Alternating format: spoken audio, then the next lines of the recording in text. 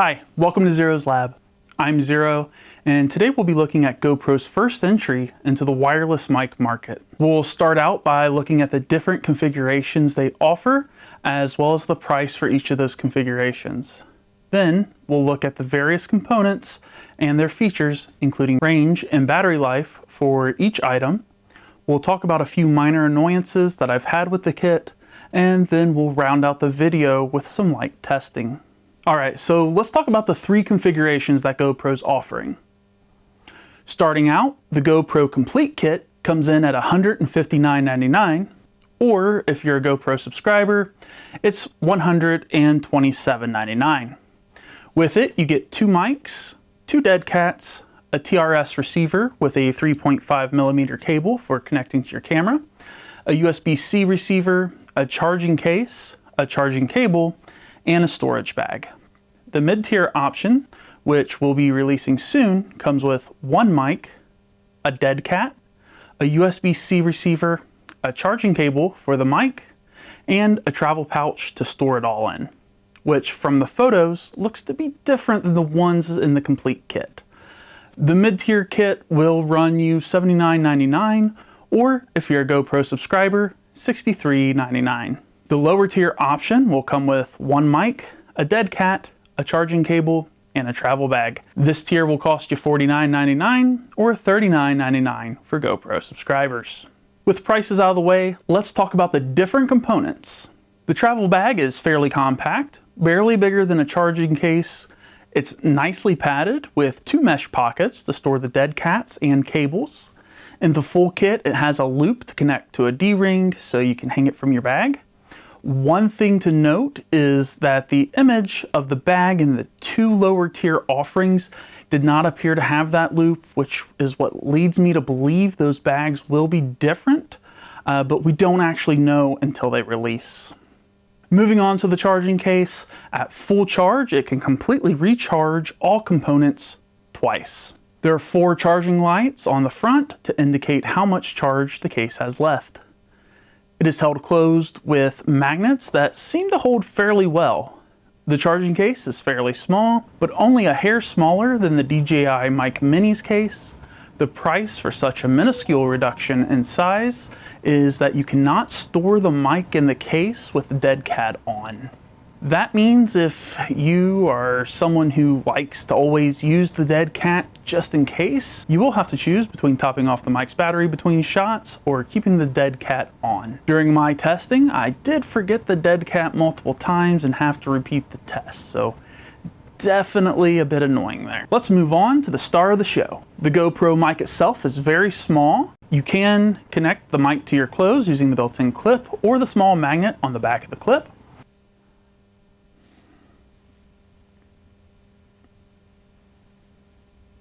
On the left-hand side of the mic, we have a multifunctional button. It can power the mic on or off by pressing and holding the button. It can also swap between Bluetooth and receiver connections by quickly pressing the button 3 times. And it can be used to enable or disable dynamic noise reduction by pressing it 1 time. Above that is the connection status light, which will be green when connecting to a receiver and blue when connecting to Bluetooth. Over on the right, we have a multifunctional light. When in the charging case, it will show the charging status, and when out of the case, it will show if the dynamic noise reduction is on or off. It will also blink red when the mic gets below 10% battery life. The dead cat goes on fairly easily to reduce wind noise, and it takes a firm press in the center to get it back off of the mic. It's not too bad, however, I think people with arthritis might have a little bit of trouble with it. The GoPro mic does not have a water resistance rating. I did reach out to support and they confirmed that you should avoid getting it wet at all, which seems an odd choice for a brand completely built on action cameras. They did say that it might survive light rain for a short amount of time, but no more than that. That's basically the same as DJI. I've really been hoping for something splash resistant. GoPro says that the battery life is 6.5 hours when noise reduction is off in fair weather. It does feature dynamic noise reduction, which filters out background sound. In my testing, it did a good job at filtering out the air condition and fans, the trade-off being that it did sometimes have a slightly unnatural sound. It works in a pinch, but I preferred setting the gain instead to reduce the background noise while keeping the audio sounding natural. When set up directly next to a leaf blower, the dynamic sound reduction amplified that unnatural sound, making it sound like I was underwater. You'll be able to hear that in the testing section near the end of the video. The mic can connect to a GoPro Mission 1 via Bluetooth using their new super wide band, which has better quality than when connecting other Bluetooth mics to the Mission 1. Though you can only connect one mic at a time when using Bluetooth. GoPro is claiming a range of 328 feet when paired via Bluetooth to the Mission 1. Alright, with that out of the way, let's move on to the receivers. GoPro claims a max range of 492 feet for both receivers. The USB-C does not need charged, but it does have a spot in the charging case. You can't really get it out without removing the TRS receiver, which is a bit annoying. There is a USB-C port on the side for pass-through charging. You can pair two mics as indicated by these two lights here. When connected, they'll be green, and when dynamic noise reduction is turned on, the light will turn white. The three lights on the front indicate the gain and can be cycled through by pressing the multifunctional button on the bottom one time. One light being lit indicates negative 12 decibels, two lit is 0 decibels, and 3 is for positive 12 decibels. On the TRS receiver, GoPro's claiming 10 hours of battery life when dynamic noise reduction is turned off in fair weather. It has a foot on the bottom for connecting to a cold shoe mount. On the back is a USB-C port for charging without the case, and pin pads for charging with it. Around the side, we have two 3.5mm audio jacks. One is for connecting the transmitter to your camera, and the other is for connecting headphones to monitor the audio. The audio jack is nice to have if you have a camera that does not already have one. It lets you check to see if your gain is adjusted correctly before you start shooting. On the front, we have a multifunctional button. Long pressing the button turns the transmitter on and off, whereas one short press of the button while the power is on will switch between modes. We can see the mode indicated by this light above the power button. Green means you're recording in stereo, white means mono, and amber means mono with the safety track. Moving over, we can see two lights here to indicate the mics that are connected to the receiver. When solid green, the mic is connected.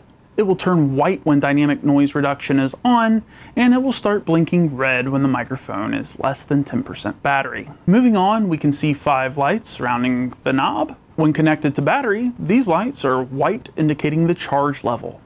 When not connected to battery, the lights will flash when you power on the transmitter to indicate battery level, and then turn green. The green is an indicator of gain, which can be used to reduce or increase the amount of sound being picked up by the microphone. You spin the dial to change the gain between 5 levels, which are positive 12, positive 6, 0, negative 6, and negative 12. Now for the distance test. I don't want to dox myself, so I'll share the audio, but not the footage. Keep in mind, as we test the distance, that this is on open ground with nothing to interfere with the signal. First, we'll listen to the 10-foot audio to give us a baseline.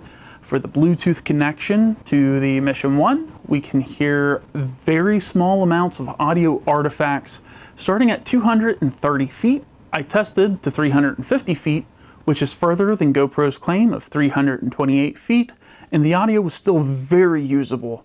Let's have a listen. This is the Bluetooth receiver. Distance check. Decibels are at 0. Dead cat is on.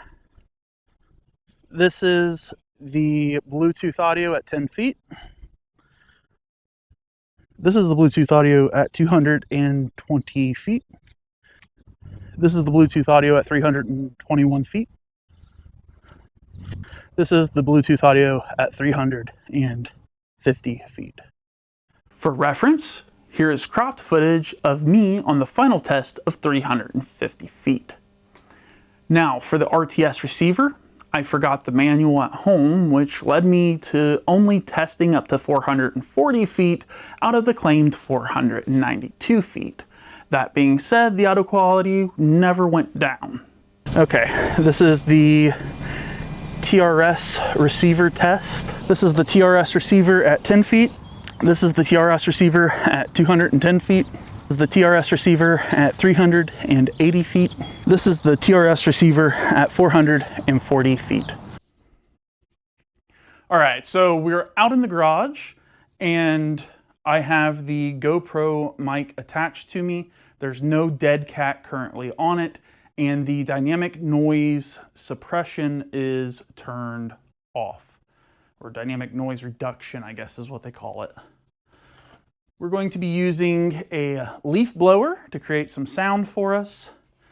First with the dynamic sound reduction turned off, then we're going to turn it on and see how much that helps. We're also going to set the decibel range on the GoPro Mission 1 and see how that helps in comparison to using dynamic noise reduction.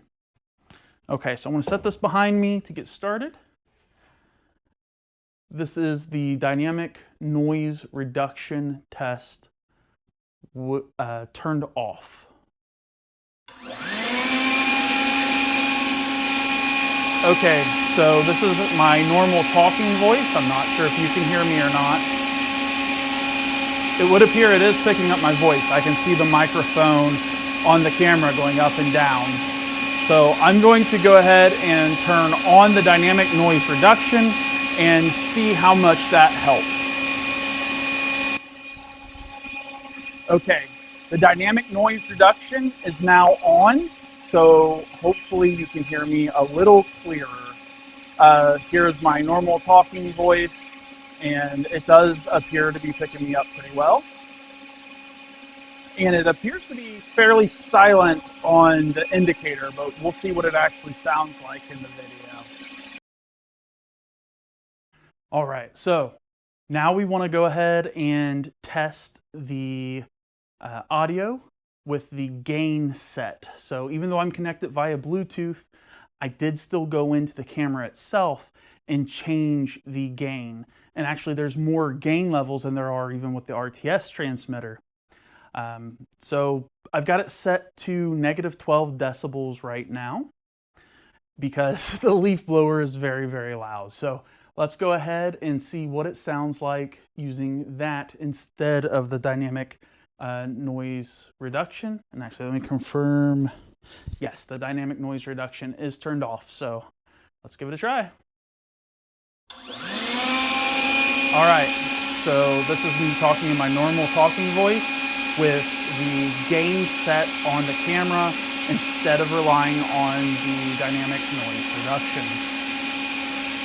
Hopefully this sounds more natural than with the dynamic noise reduction, and I'm not sure how bad you're going to hear this. We'll find out here in just a moment.